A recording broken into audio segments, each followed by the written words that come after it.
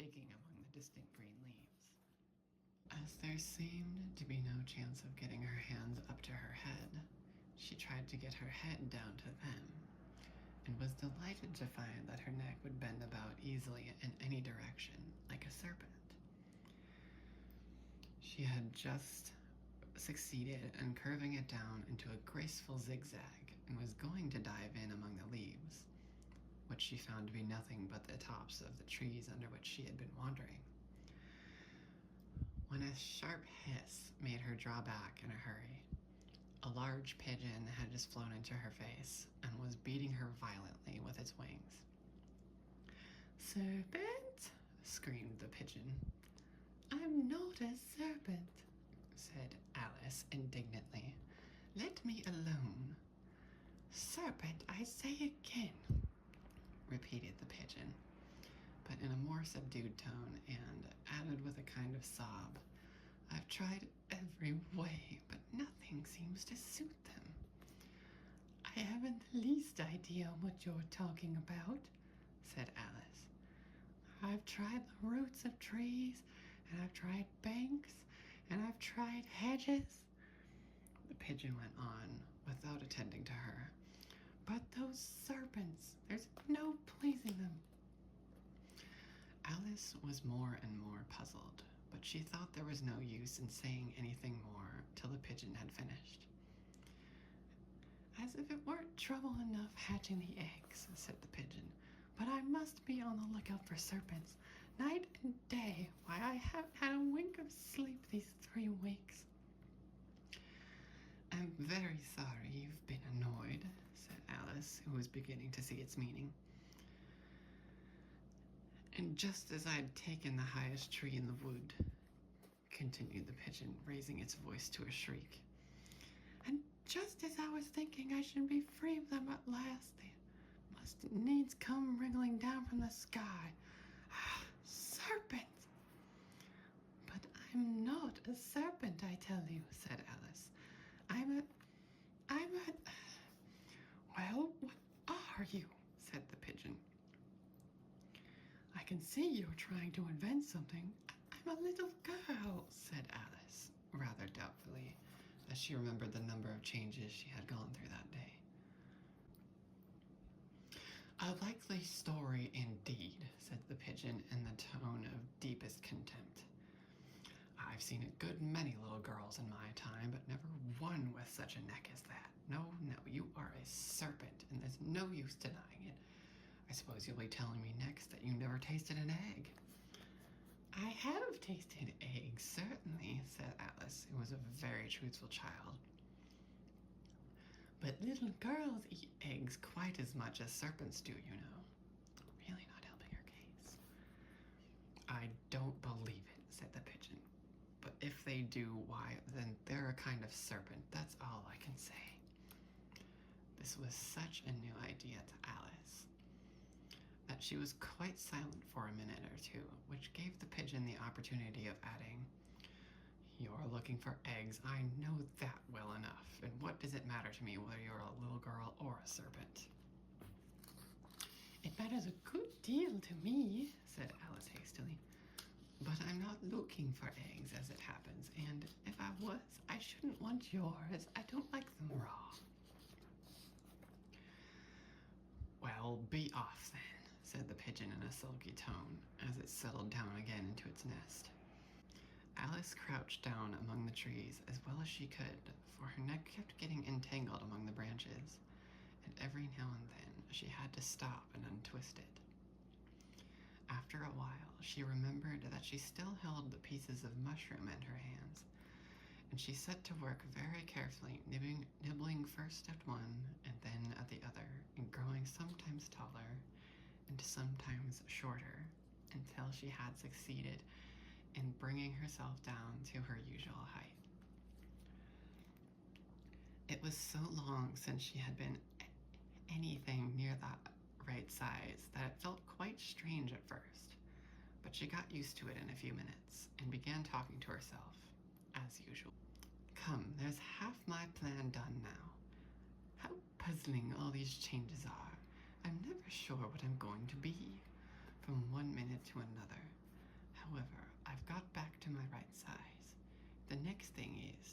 into that beautiful garden. How is that to be done, I wonder? As she said this, she came suddenly upon a place with a little house in it about 4 feet high. Whoever lives there, thought Alice. It'll never do to come upon them this size. Why, I should frighten them out of their wits. So she began nibbling at the right-hand bit again, and did not venture to go near the house till she had brought herself down to 9 inches high. Chapter 6. Pig and Pepper.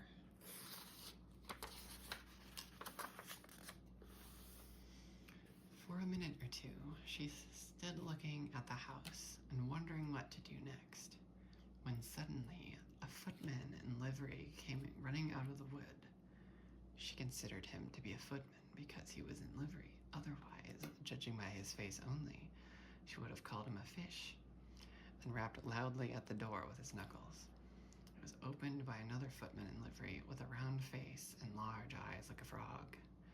And both footmen, Alice noticed, had powdered hair that curled all over their heads. She felt very curious to know what it was all about, and crept a little way out of the wood to listen. The fish footman began by producing from under his arm a great letter nearly as large as himself. For this he handed over to the other, saying in a solemn tone, "For the Duchess, an invitation from the Queen to play croquet." The frog footman repeated in the same solemn tone, only changing the order of the words a little. "From the Queen, an invitation for the Duchess to play croquet." Then they both bowed low, and their curls got entangled together. Alice laughed so much at this that she had to run back into the wood for fear of their hearing her, and when she next peeped out, the fish footman was gone, and the other was sitting on the ground near the door, staring stupidly up into the sky. Alice went timidly up to the door and knocked. "There's no sort of use in knocking," said the footman, "and that for 2 reasons. First, because I'm on the same side of the door as you are. Secondly, because they're making such little noise, no one could possibly hear you."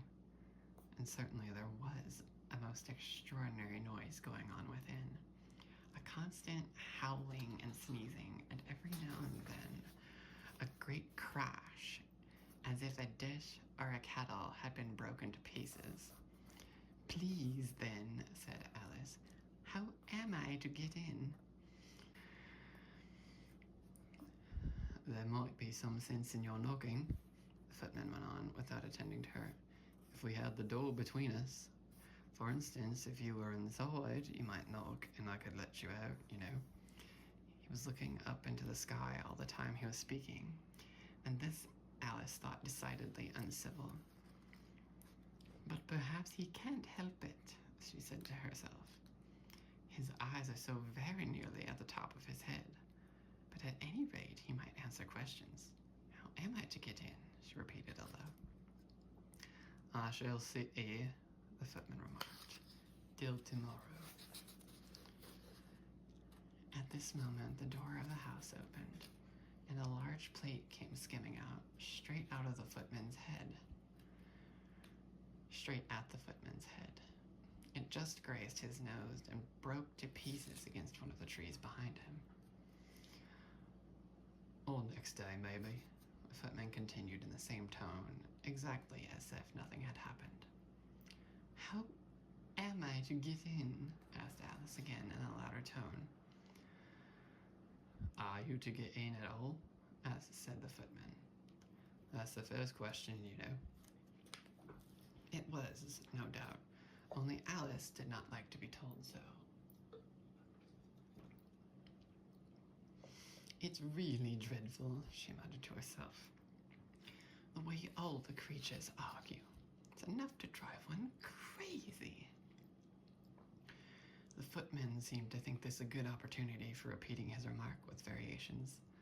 "I shall sit here," he said, on and off for days and days. But what am I to do? Said Alice. Anything you like, said the footman, and began whistling. Oh, there's no use in talking to him, said Alice desperately. He's perfectly idiotic. She opened the door and went in. The door led right into a large kitchen, which was full of smoke from one end to the other. The Duchess was sitting on a three-legged stool in the middle, nursing a baby. The cook was leaning over the fire, stirring a large cauldron which seemed to be full of soup. There's certainly too much pepper in that soup, Alice said to herself, as well as she could for sneezing. There was certainly too much of it in the air. Even the Duchess sneezed occasionally, and as for the baby, it was sneezing and howling alternately without a moment's pause. The only two creatures in the kitchen that did not sneeze were the cook and a large cat, which was lying on the hearth and grinning from ear to ear. Please, would you tell me, said Alice, a little timidly, for she was not quite sure whether it was good manners for her to speak first. Why your cat grins like that?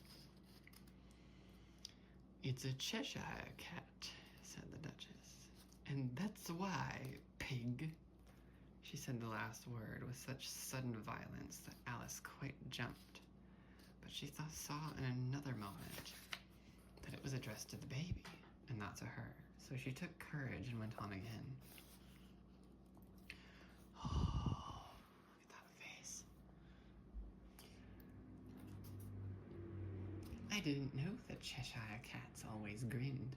In fact, I didn't know that cats could grin. They all can, said the Duchess, and most of them do. I don't know if any of that do, Alice said very politely, feeling quite pleased to have gotten into a conversation. You don't know much, said the Duchess, and that's a fact. Alice did not at all like the tone of this remark, and thought it would be as well to introduce some other subject of conversation. While she was trying to fix on one, the cook took the cauldron of soup off the fire and at once set to work, throwing everything within her reach at the Duchess and the baby. The fire irons came first, then followed a shower of saucepans, plates, and dishes. The Duchess took no notice of them, even when they hit her, and the baby was howling so much already that it was quite impossible to say whether the blows hurt it or not. Oh, please mind what you're doing, cried Alice, jumping up and down in an agony of terror. Oh, there goes his precious nose, as an unusually large saucepan flew close by it and very nearly carried it off. If everybody minded their own business, the Duchess said, in a hoarse growl, the world would go around a deal faster than it does. Which would not be an advantage, said Alice, who felt very glad to get an opportunity of showing off a little of her knowledge. Just to think what work it would make with the day and night. You see, the Earth takes 24 hours to turn round on its axis. Talking of axes, said the Duchess, chop off her head. Alice glanced rather anxiously at the cook to see if she meant to take the hint, but the cook was busily stirring the soup and seemed not to be listening, so she went on again. 24 hours, I think, or was it 12? Oh, don't bother me, said the Duchess. I never could abide figures. And with that, she began nursing her child again, singing a sort of lullaby to it as she did so, and giving it a violent shake at the end of every line. Speak roughly to your little boy and heat him when he sneezes. He only does it to annoy because he knows it teases. A chorus began, in which the cook and the baby joined. Wow, wow, wow. While the Duchess sang the second verse of the song, she kept tossing the baby violently up and down, and the poor little thing howled so that Alice could hardly hear the words. I speak to my boy. I beat him when he sneezes, for he can thoroughly enjoy the pepper when he pleases. Wow, wow, wow.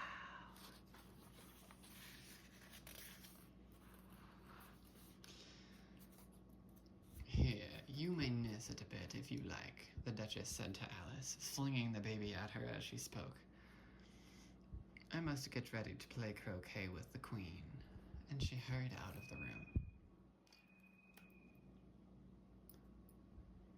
The cook threw a frying pan after her as she went, but it just missed her. Alice caught the baby with some difficulty, as it was a queer-shaped little creature and held out its arms and legs in all directions. Just like a starfish, thought Alice. The poor little thing was snorting like a steam engine when she caught it, and kept doubling itself up and straightening itself out again, so that altogether, for the first minute or two, it was as much as she could do to hold it. As soon as she had made out the proper way of nursing it, which was to twist it up into a sort of knot and then keep tight hold of its right ear and left foot so as to prevent it undoing itself, she carried it out into the open air. If I don't take this child away with me, thought Alice, they're sure to kill it in a day or two. Wouldn't it be murder to leave it behind? She said the last words out loud, and the thing grunted in reply. It had left off sneezing by this time. Don't grunt, said Alice. That's not at all a proper way of expressing yourself. The baby grunted again, and Alice looked at it very anxiously, into its face, to see what was the matter with it. There could be no doubt that it had a very turn-up nose, much more like a snout than a real nose. Also, its eyes were getting extremely small for a baby, altogether, Alice did not like the look of the thing at all. But perhaps it was only sobbing, she thought, and looked into its eyes again to see if there were any tears. No, there were no tears. If you're going to turn into a pig, my dear, said Alice seriously, I'll have nothing more to do with you. Mind now. The poor little thing sobbed again, or grunted, it was impossible to say which, and they went on for some while in silence. Alice was just beginning to think to herself, now what am I going to do with this creature when I get it home? When it grunted again, so violently that she looked down into its face in some alarm. This time there could be no mistake about it. It was neither more nor less than a pig, and she felt that it would be quite absurd for her to carry it any further. So she set the little creature down and felt quite relieved to see it trot away quietly into the wood. If it had grown up, she said to herself, it would have made a dreadfully ugly child.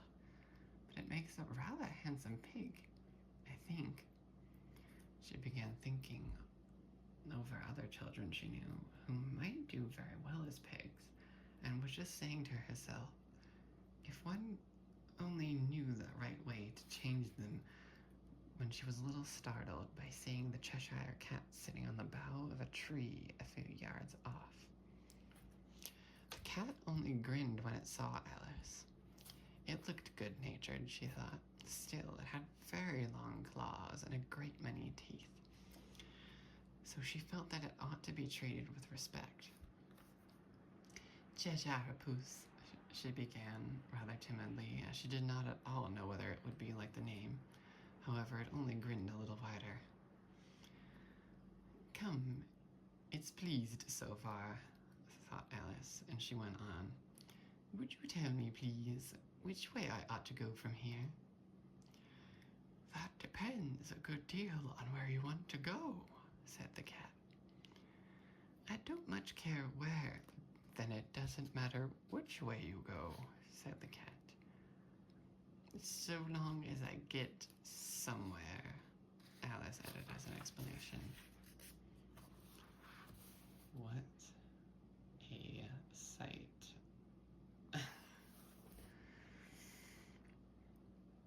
"Oh, you're sure to do that," said the cat, "if you only walk long enough." Alice felt that this could not be denied, so she tried another question. "What sort of people live about here?" "In that direction," the cat said, waving its right paw around, "lives a hatter. And in that direction," waving its other paw, "lives a March hare. Is it either you like? They're both mad." "But I don't want to go among mad people," Alice remarked. "Oh, you can't help that," said the cat. "We're all mad here. I'm mad. You're mad." "How do you know I'm mad?" said Alice. "You must be," said the cat, "or you wouldn't have come here." Alice didn't think that proved it at all. However, she went on. "And how do you know that you're mad?" "To begin with," said the cat, "a dog's not mad. You grant that?" "I suppose so." "Well then," the cat went on, "you see, a dog growls when it's angry and wags its tail when it's pleased. Now I growl when I'm pleased and wag my tail when I'm angry. Therefore, I'm mad." "I call it purring, not growling," said Alice. "Call it what you like," said the cat. "Do you play croquet with the Queen today?" "I should like it very much," said Alice, "but I haven't been invited yet." "You'll see me there," said the cat, and vanished. Alice was not much surprised at this. She was getting so well used to queer things happening. While she was still looking at the place where it had been, it suddenly appeared again. "By the by, what became of the baby?" said the cat. "I'd nearly forgotten to ask." "It turned into a pig," said Alice very quietly, just as if the cat had come back in a natural way. "I thought it would," said the cat, and vanished again. Alice waited a little, half expecting to see it again, but it did not appear. And after a minute or two, she walked on in the direction in which the March hare was said to live. "I've seen hatters before," she said to herself. "March hare will be much the most interesting. And perhaps, as this is May, it won't be raving mad, at least not so mad as it was in March." As she said this, she looked up, and there was the cat again, sitting on the branch of a tree. "Did you say pig or fig?" said the cat. "I said pig," replied Alice, "and I wish you wouldn't keep appearing and vanishing so suddenly. You make one quite giddy." "All right," said the cat, and this time it vanished quite slowly, beginning with the end of the tail and ending with the grin, which remained some time after the rest of it had gone. "Well, I've often seen a cat without a grin," thought Alice, "but a grin without a cat. It's the most curious thing I ever saw in all my life." She had not gone much farther before she came in sight of the house of the March hare. She thought it must be the right house because the chimneys were shaped like ears and the roof was thatched with fur. It was so large a house that she did not like to go near till she had nibbled some more of the left-hand bit of mushroom and raised herself to about 2 feet high. Even then, she walked up towards it rather timidly, saying to herself, "Suppose it should be raving mad after all. I almost wish I had gone to see the hatter instead." Chapter 7. A Mad Tea Party.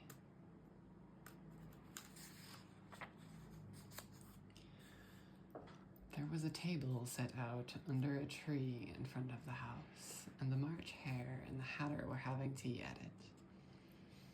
A dormouse was sitting between them, fast asleep, and the other two were using it as a cushion, resting their elbows on it and talking over its head.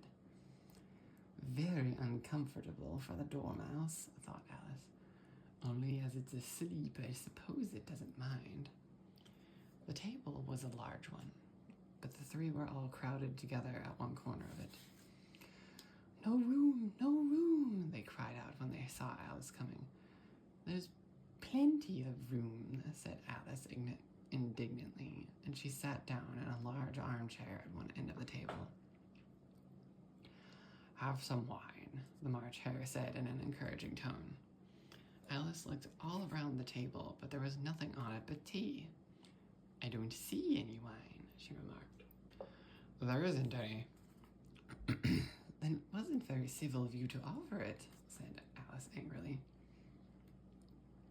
"It wasn't very civil of you to sit down without being invited," said the March Hare. "I didn't know it was your table," said Alice.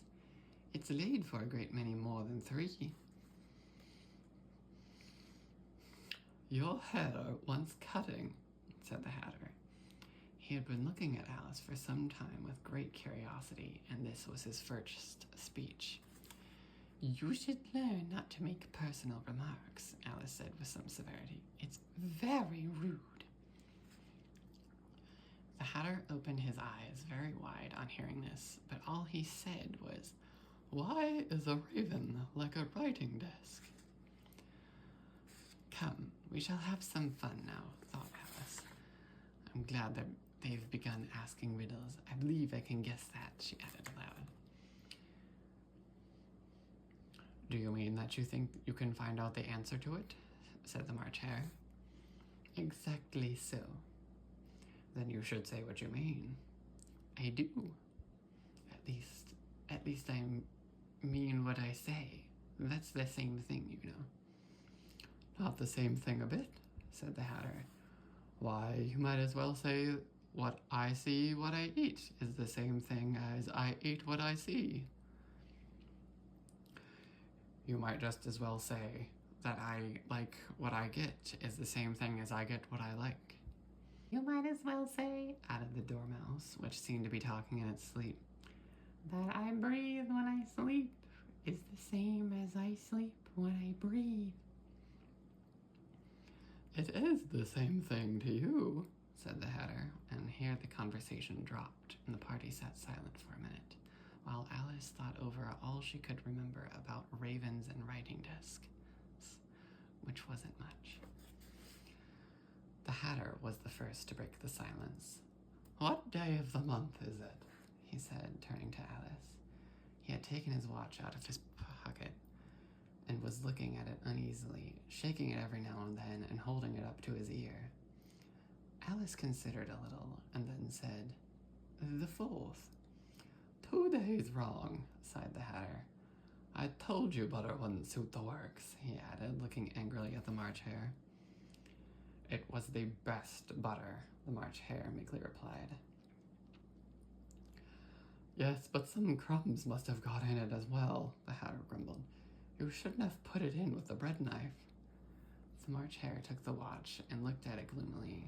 Then he dipped it into his cup of tea and looked at it again, but he could think of nothing better to say than his first remark. "It was the best butter, you know." Alice had been looking over his shoulder with some curiosity. "What a funny watch," she remarked. "It tells the day of the month and doesn't tell what o'clock it is." "Why should it?" muttered the Hatter. "Does your watch tell you what year it is?" "Of course not," Alice replied very readily. "But that's because it stays the same year for such a long time together." "Which is just the case with mine," said the Hatter. Alice felt dreadfully puzzled. The Hatter's remark seemed to her to have no sort of meaning to it, and yet it was certainly English. "I don't quite understand you," she said as politely as she could. "The Dormouse is asleep again," said the Hatter, and he poured a little hot tea upon its nose. The Dormouse shook its head impatiently and said, without opening its eyes, of course, just what I was going to remark myself." "Have you guessed the riddle yet?" the Hatter said, turning to Alice again. "No, I give it up," Alice replied. "What's the answer?" "I haven't the slightest idea," said the Hatter. "Nor I," said the March Hare. Alice sighed wearily. I think you might do something better with the time, she said, than wasting it in asking riddles that have no answers. If you knew time as well as I do, said the Hatter, you wouldn't talk about wasting it. It's him. I don't know what you mean, said Alice. Of course you don't, the Hatter said, tossing his head contemptuously. I dare say you've never even spoke to time. Perhaps not, Alice cautiously replied. But I know I have to beat time when I learn music. Ah, that accounts for it, said the Hatter. He won't stand beating. Now, if you only kept on good terms with him, he'd do almost anything you liked with the clock. For instance, suppose it were 9 o'clock in the morning, just time to begin lessons. You'd only have time to whisper a hint to time, and round goes the clock in a twinkling. 1:30, time for dinner. I only wish it was, the March Hare said to itself in a whisper. That would be grand, certainly, said Alice thoughtfully, but then I shouldn't be hungry for it, you know. Not at first, perhaps, said the Hatter, but you could keep it to 1:30 as long as you liked. Is that the way you manage? Alice asked. The Hatter shook his head mournfully. Not I, he replied. We quarreled last March, just before he went mad, you know, pointing with his teaspoon at the March Hare. It was the great concert given by the Queen of Hearts, and I had to sing. Twinkle, twinkle, little bat, how I wonder what you're at. You know the song, perhaps? I've heard something like it, said Alice. It goes on, you know, the Hatter continued, in this way. Up above the world you fly, like a tea tray in the sky. Twinkle, twinkle. Here the dormouse shook itself and began singing in its sleep. Twinkle, twinkle, winkle, twinkle, and went on so long that they had to pinch it to make it stop. Well, I'd hardly finished the first verse, said the Hatter, when the Queen bawled out, He's murdering the time! Off with his head! How dreadfully savage, exclaimed Alice. And ever since that, the Hatter went on in a mournful tone, he won't do a thing I ask. It's always 6 o'clock now. A bright idea came into Alice's head. Is that the reason so many tea things are put out here? She asked. Yes, that's it, said the Hatter with a sigh. It's always tea time, and we've no time to wash the things between whiles. Then you keep moving round, I suppose, said Alice. Exactly so, said the Hatter, as the things get used up. But what happens when you come to the beginning again? Alice ventured to ask. Suppose we change the subject, the March Hare interrupted, yawning. I'm getting tired of this. I vote the young lady tells us a story. I'm afraid I don't know one, said Alice, rather alarmed at the proposal. Then the Dormouse shall, they both cried. Wake up, Dormouse, and they pinched it on both sides at once. The Dormouse slowly opened its eyes. I wasn't asleep, it said in a hoarse, feeble voice. I heard every word you fellows were saying. Tell us a story, said the March Hare. Yes, please do, added Alice. And be quick about it, added the Hatter, or you'll be asleep again before it's done. Once upon a time, there were 3 little sisters, the Dormouse began in a great hurry, and their names were Elsie, Lacey, and Tilly, and they lived at the bottom of a well. What did they live on? Said Alice, who always took a great interest in questions of eating and drinking. They lived on treacle, said the Dormouse, after thinking a minute or two. They couldn't have done that, you know, Alice gently remarked. They'd have been ill. So they were, said the Dormouse, very ill. Alice tried to fancy to herself what such an extraordinary way of living would be like, but it puzzled her too much, so she went on. But why did they live at the bottom of a well? Take some more tea, the March Hare said to Alice, very earnestly. I've had nothing yet, Alice replied in an offended tone, so I can't take more. You mean you can't... You mean you can't take less, said the Hatter. It's very easy to take more than nothing. Nobody asked your opinion, said Alice. Who's making personal remarks now? The Hatter asked triumphantly. Alice did not quite know what to say to this, so she helped herself to some tea and bread and butter and then turned to the Dormouse and repeated her question. Why did they live at the bottom of a well? The Dormouse again took a minute or two to think about it and then said, It was a treacle well.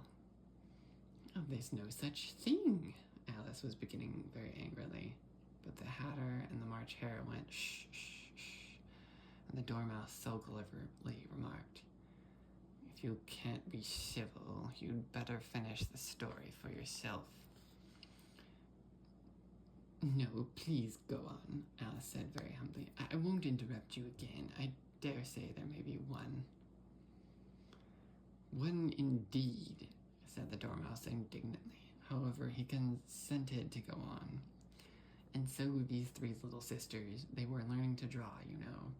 What did they draw? Said Alice, quite forgetting her promise. Treacle, said the Dormouse, without considering it all this time. I want a clean cup, interrupted the Hatter. Let's all move one place on. He moved on as he spoke, and the Dormouse followed him. The March Hare moved into the Dormouse's place, and Alice rather unwillingly took the place of the March Hare. The Hatter was the only one who got any advantage from the change, and Alice was a good deal worse off than before, as the March Hare had just upset the milk jug into his plate. Alice did not wish to offend the Dormouse again, so she began very cautiously. But I don't understand. Where did they draw the treacle from? You can draw water out of a water well, so I should think you could draw a treacle out of a treacle well. Eh, stupid? But they were in the well, Alice said to the Dormouse, not choosing to notice this last remark. Of course they were, said the Dormouse. Well, in. His answer so confused poor Alice that she let the Dormouse go on for some time without interrupting it. They were learning to draw, the Dormouse went on, yawning and rubbing his eyes, for it was getting very sleepy, and they drew all manner of things, everything that begins with an M. Why an M? Why not? Said the March Hare. Alice was silent. The Dormouse had closed its eyes by this time and was going off into a doze, but on being pinched by the Hatter, it woke up again with a little shriek and went on. What begins with an M, such as mouse traps and the moon, and memories, and muchness. You know, you say things are much of a muchness. Did you ever see a thing as a drawing of a muchness? Really now, you ask me, said Alice, very much confused. I don't think... Then you shouldn't talk, said the Hatter. This piece of rudeness was more than Alice could bear. She got up in great disgust and walked off. The Dormouse fell asleep instantly, and neither of the others took the least notice of her going, though she looked back once or twice, half hoping that they would call after her. The last time she saw them, they were trying to put the Dormouse into the teapot. At any rate, I'll never go there again, said Alice as she picked her way through the wood. The stupidest tea party I ever was at in all my life. Just as she said this, she noticed that one of the trees had a door leading right into it. Well, that's very curious, she thought. But everything's curious today. I think I may as well go in once. And in she went. Once more, she found herself in the long hall and close to the little glass table. Now I'll manage better this time, she said to herself, and began by taking the little golden key and unlocking the door that led into the garden. There, she set to work nibbling at the mushroom. She had kept a piece of it in her pocket. till she was about a foot high.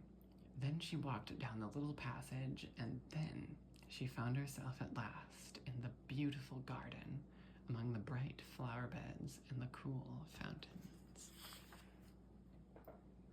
Chapter 8. The Queen's Croquet Ground. A large rose tree stood near the entrance of the garden.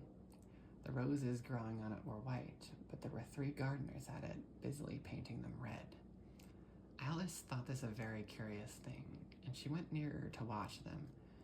And just as she came up to them, she heard one of them say, "Look out now, 5. Don't go splashing paint over me like that." "I couldn't help it," said 5 in a sulky tone. 7 jogged my elbow, on which 7 looked up and said, "That's right, 5. Always lay the blame on others." "You'd better not talk," said 5. "I heard the Queen say only yesterday you deserved to be beheaded." "What for?" said the one who had spoken first. "That's none of your business, too," said 7. "Yes, it is his business," said 5. "And I'll tell him. It was for bringing the cooked tulip roots instead of onions." 7 flung down his brush and had just begun, well, of all the unjust things, when his eye chanced to fall upon Alice as she stood watching them, and he checked himself suddenly. The others looked round also, and all of them bowed low. "Would you tell me, please," said Alice, a little timidly, "why you are painting those roses?" 5 and 7 said nothing, but looked at 2. 2 began in a low voice. "Why, the fact is, you see, miss, this here ought to have been a red rose tree, and we put a white one in by mistake, and if the Queen was to find out, we should all have our heads cut off, you know. So you see, miss, we're doing our best afore she comes to." At this moment, 5, who had been anxiously looking across the garden, called out, "The Queen! The Queen!" And the 3 gardeners instantly threw themselves flat upon their faces. There was a sound of many footsteps, and Alice looked round, eager to see the Queen. First came 10 soldiers carrying clubs. These were all shaped like the 3 gardeners, oblong and flat, with their hands and feet at the corners. Next, the 10 courtiers. These were ornamented all over with diamonds, and walked 2 and 2 as the soldiers did. After these came the royal children. There were 10 of them, and the little dears came jumping merrily along, hand in hand in couples. They were all ornamented with hearts. Next came the guests, mostly kings and queens, and among them Alice recognized the White Rabbit. It was talking in a hurried, nervous manner, smiling at everything that was said, and went by without noticing her. Then followed the Knave of Hearts, carrying the king's crown on a crimson velvet cushion. And last of all this grand procession came the King and the Queen of Hearts. Alice was rather doubtful whether she ought not to lie down on her face like the 3 gardeners, but she could not remember ever having heard of such a rule at processions. And besides, what would be the use of a procession, thought she, if people had all to lie down on their faces so that they couldn't see it? So she stood where she was and waited. When the procession came opposite to Alice, they all stopped and looked at her, and the Queen said severely, "Who is this?"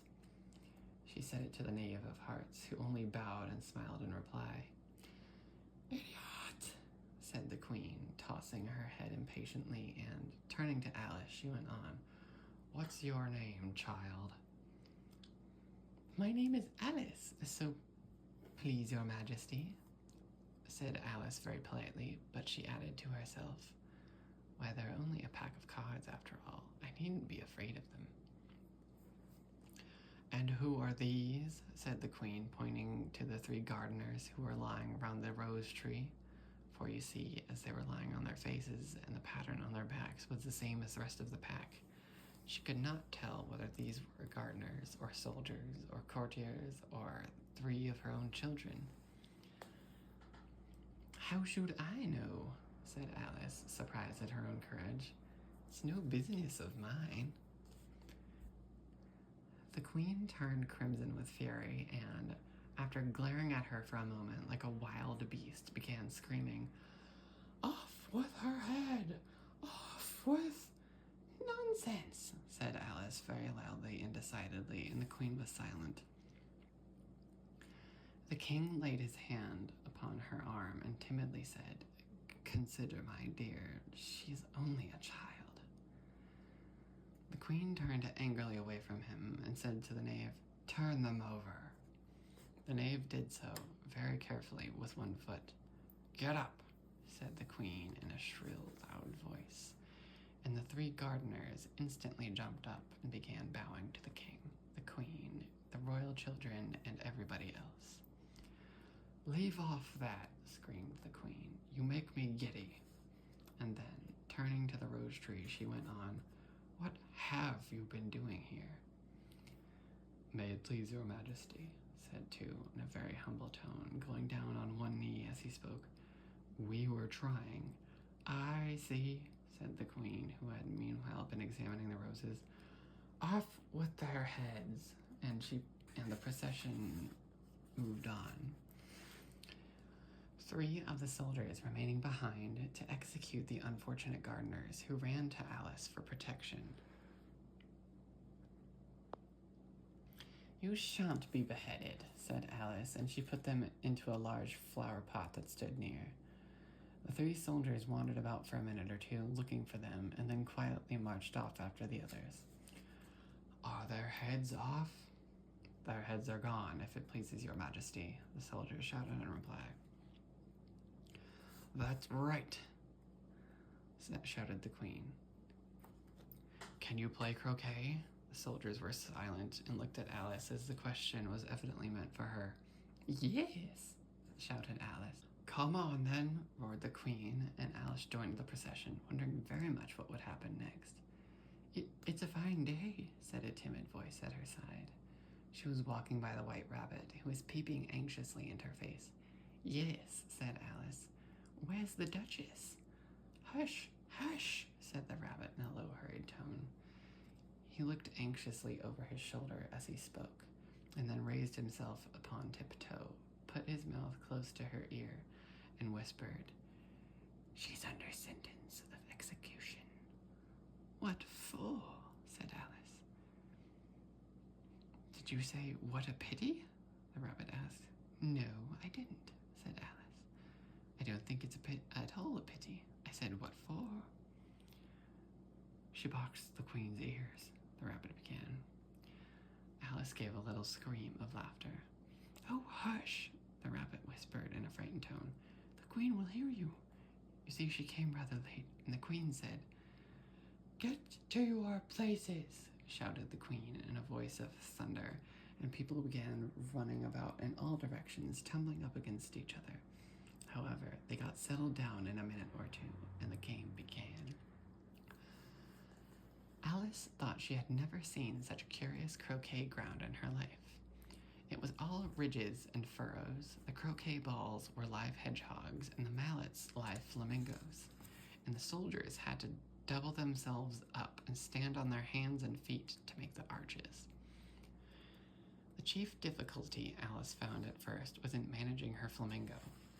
She succeeded in getting its body tucked away comfortably enough under her arm with its legs hanging down, but generally just as she had its neck nicely straightened out and was going to give the hedgehog a blow with its head, it would twist itself round and look up in her face with such a puzzled expression that she could not help bursting out laughing.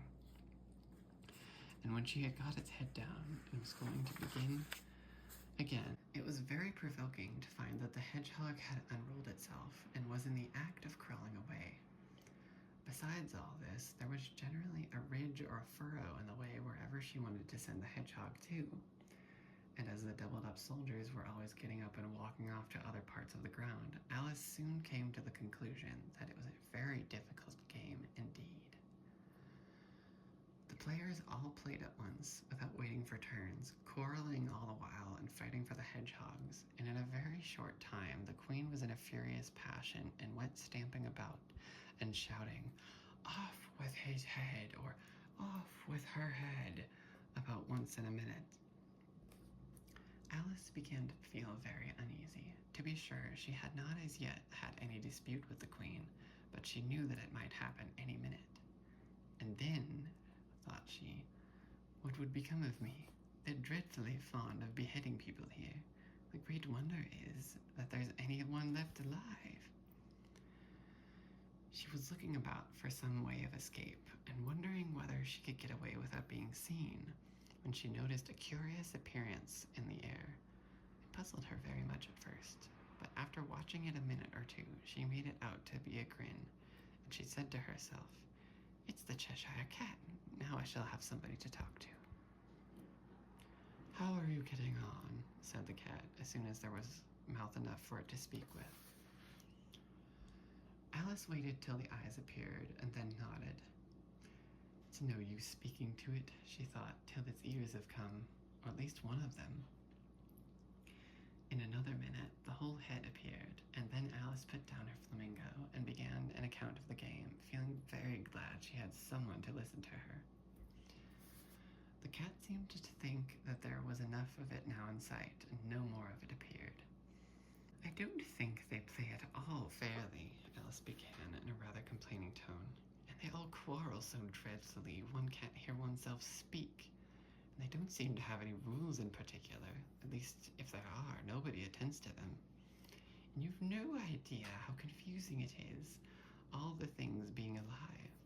For instance, there's the arch I've got to go through next to walking about at the other end of the ground. And should have croqueted the queen's hedgehog just now, only it ran away when it saw mine coming." "How do you like the queen?" said the cat in a low voice. "Not at all," said Alice. "She's so extremely—" And then, just as she noticed that, the queen was close behind her, listening, so she went on, "likely to win, that it's hardly worthwhile finishing the game." The queen smiled and passed on. "Who are you talking to?" said the king, coming up to Alice and looking at the cat's head with great curiosity.